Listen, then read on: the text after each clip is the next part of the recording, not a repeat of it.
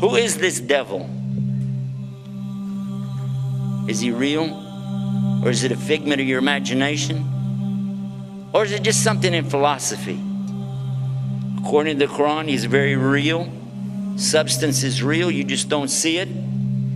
He lived before us, he's still alive today. That's an amazing subject right there, isn't it? That's amazing. The word shaitan is derived from the root shaitan, means impure and base. Shaitan refers to an entity that is rebellious, irrespective of whether it is of humans or jinn. It is also said that it means a nefarious soul who is distanced from Allah subhanahu wa ta'ala and from the truth. So shaitan is in both forms, the jinn and the humans, as Allah subhanahu wa ta'ala says. وَكَذَلِكَ جَعَلْنَا لِكُلِّ نَبِيٍّ عَدُوًّا شَيَاطِينَ الْإِنسِ وَالْجِنِّ.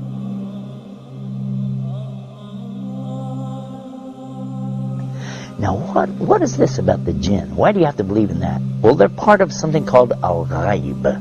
Al-ghaib means the things you don't see, the unseen. You agree and I agree, we don't see Allah. Okay, so he's in the ghaib, the unseen. We agree there are angels and you don't see them. They're in the ghaib, unseen, made out of light. And now the jinn, and we don't see them. They're also in the ghaib. They're made from a fire which has no smoke to it. And if fire has absolutely nothing like smoke to it, or that it could be that you don't see that either. There's heat that you don't actually see, isn't that true?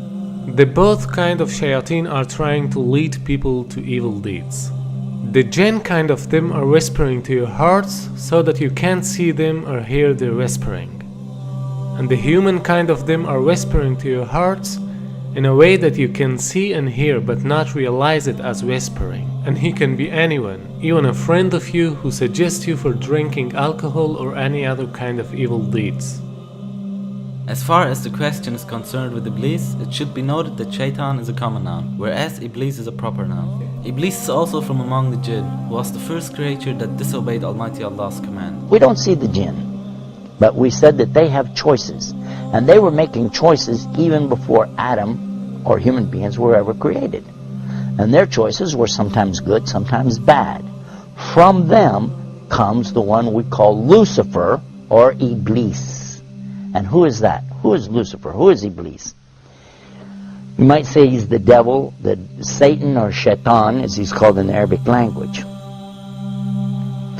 But actually, he started out as a worshipper of Allah. And he was worshiping and praying to Allah and extolling Allah to the extent that Allah raised him up to be even with the angels. Now remember, this guy Iblis is not an angel, but he was worshiping alongside of them because of his ibadah or worship, being so lovely, and Allah raised him up, you see. But then what happened? And this is an important story. So we'll digress from a moment from our beauties of Islam to go into this, to get a concept here, to understand a big mistake that some people make when they say that he's from the angels.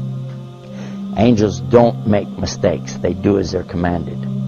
So when Allah created the best of His creation, what did He create? He created Adam, a human being. He created Adam from what?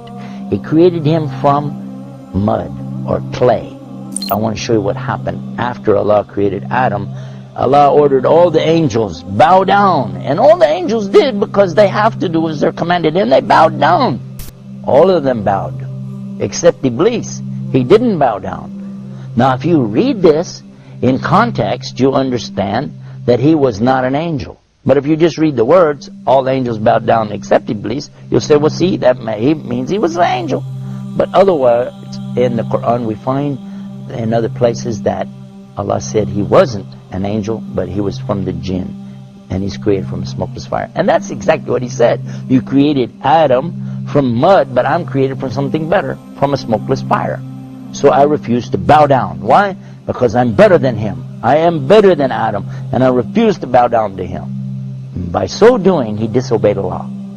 And whoever disobeys Allah, he's in trouble. But especially if he does it out of his arrogance and his pride. I refuse to obey because, I know better. And in this way, he put himself in the worst possible condition with Allah. Allah condemned him to hell forever.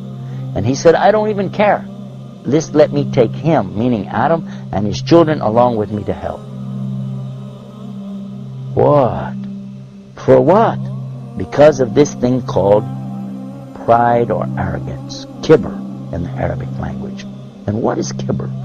And kibr is something comes from kabara. Kabara is the root of the word akbar.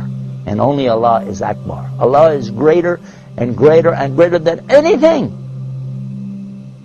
But a human being has no right in front of Allah or anything it's created. The jinn, the angels, nothing have the right to come in front of Allah like this and say, hey, who am I? I'm this, I'm that. No. Allah gave you a commandment. You do it. Now the important point is that everyone thinks that it is because of shaitan that we commit sins. That's why they're asking some questions like, why Allah created shaitan? Or why Allah didn't finish shaitan so that we wouldn't commit sins? Here's a misunderstanding. Shaitan cannot do anything more than whispering. To make it more clear, let's ask a question. Before Iblis became shaitan, there was no other shaitan, right?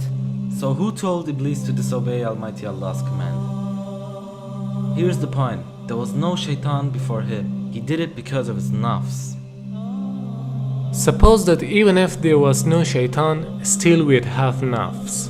So we'd commit sins. Because this world is a test for the mankind and the jinn kind. Now same as the case with Iblis, he is also in this test because he is a jinn and he has nafs. So Allah subhanahu wa ta'ala didn't create him as shaitan. Rather he himself chose to be shaitan. Not only Iblis but all the other shayateen are choosing to be shaitan by disobeying Almighty Allah's order. Now, what happened next? Well, that's when Allah told Adam that he could have anything that he wanted in all of the paradise. Go ahead, enjoy. But there's one tree, don't eat from it. Of course, you know what's going to happen.